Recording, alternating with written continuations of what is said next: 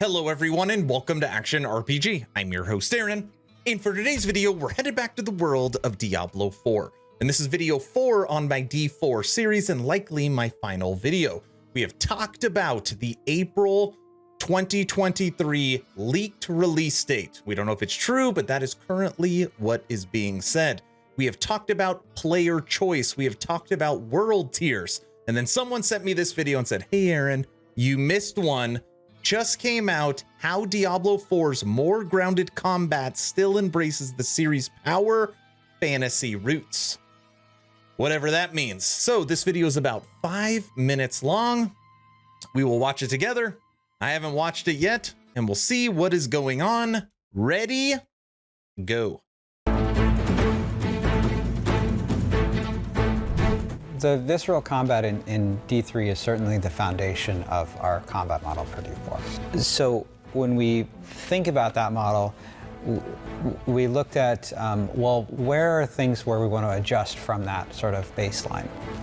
And so we wanted to make combat feel a little bit more intentional, add a little bit more stakes, and increase the clarity of the battlefield so that you feel like you can see, as if you can't see what decisions you're making or what monsters are doing, then it's hard to feel like you're making important decisions. You have to get that feedback, right? You know, it's been really useful to have beta tests, alpha tests that allow us to really dial in that threshold where the combat doesn't feel so slow that it's not capturing that feeling of momentum and that power fantasy and being a barbarian and jumping on demons and throwing them off cliffs. Okay, I will say, for combat feel, just really looking, and I've seen these clips literally 100 times, as far as different ailments causing different deaths and feel like you're connecting with enemies. Combat feel in D4, and everybody knows this, whether you love them or hate them, audio, sound, environment, visuals, combat, it's all going to be like second to none. So that looks really, really good. And I agree. There's a fine balance between pacing, combat feel, and momentum. All right. So far, so good.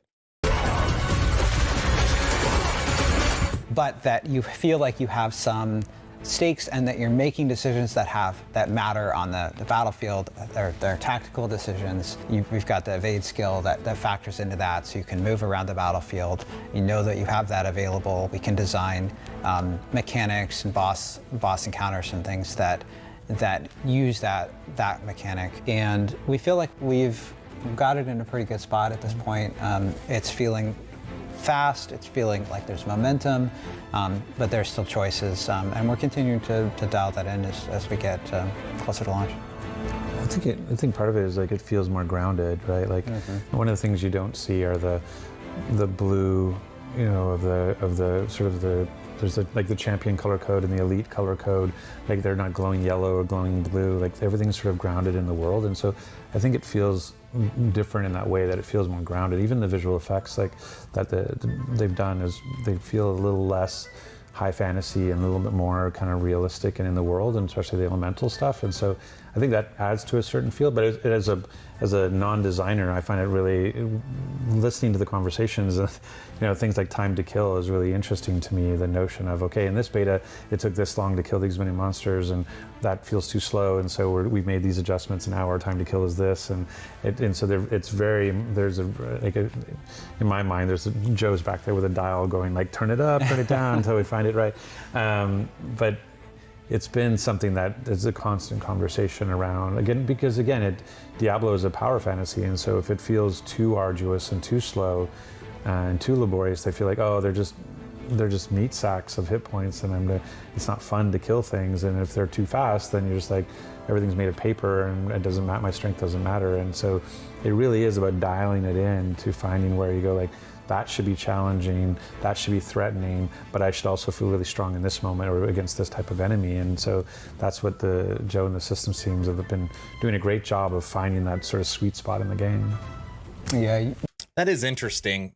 In all the time I've watched and all the leaked videos and all the stuff that's not supposed to be on the internet, you don't really see like a glowing gold pack of enemies. And it's like, oh, that's, it's an elite pack or a blue or anything like that. Everything is fairly grounded in realism visuals, which that's personal preference.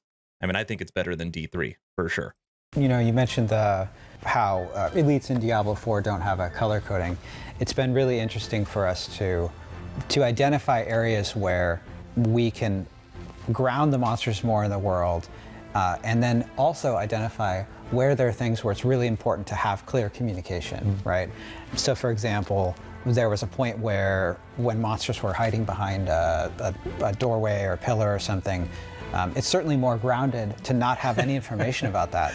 But it also turns out to be very frustrating. And so, we've speaking to that, kind of dialing it in, figuring out, where we need to do monster highlighting for clarity so that the player has battlefield information to know what kind of decisions to make, and where we need to ground the monsters in the world so you get that feeling of atmosphere. You feel like you're in a world that's dangerous and scary and there's unpredictability.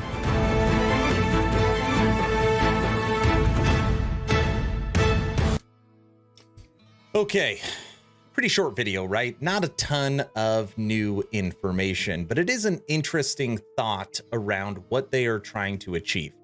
Basically what they're saying is they don't want the speed of PoE, which you will normally see, where it's like beep, beep, beep, beep. If anyone's playing Torchlight Infinite, that's how it is right now. I mean, it is basically speed running, which I mean is really fun to some degrees, but you also don't want it to be super slow where it almost feels like kind of turn-based or it's a sloth. Maybe like Undecember, that game is really slow at the beginning. So they're trying to turn the knob to make sure that it's fast enough where it feels fun and not too slow where you get bored. They also have probably spent so much time and energy and money on the visuals that they want you to see that atmosphere. They want you to hear those sounds. They want you to notice that you were fire and the enemies were melting, or you're chopping off heads, or there's blood spattering, or you're exploding corpses, or now you're freezing enemies. They really want you to get engulfed in that combat feel. Will it pay off? Will we enjoy it? We're just gonna have to wait and see. That's the video, short and sweet. And again, I'm pretty sure that is the last video for my D4 series. So I wanna know your opinion. Does all this make you more excited to play the game? I've made 4 videos: release date, character player choice, world tiers, and now combat feel. Do you want to play it? April's right around the corner. Let me know your thoughts in the comment section below. 2 asks at the end of this video. Ask number 1. I'm hoping today is the day I have earned your subscription. Hoping today is the day you make the decision to push that little red button. I would really appreciate it. Really does help the channel as we come to the end of 2022. Ask number 2, check out my Patreon. Thank you to the first 50 members that have signed up. Become an instant ARPG VIP and get Patreon exclusive content at the first link in the description. Weekly blog post, weekly podcast, access to the VIP lounge so you can chit chat with me every day. You get a special title, you get a chance to win extra merch, and now you get videos for only you, like Guilty's 1 chip challenge, which went up today. First link in the description. That's all I've got. D4. Hopefully you're entertained or at least learned something. Aaron, out.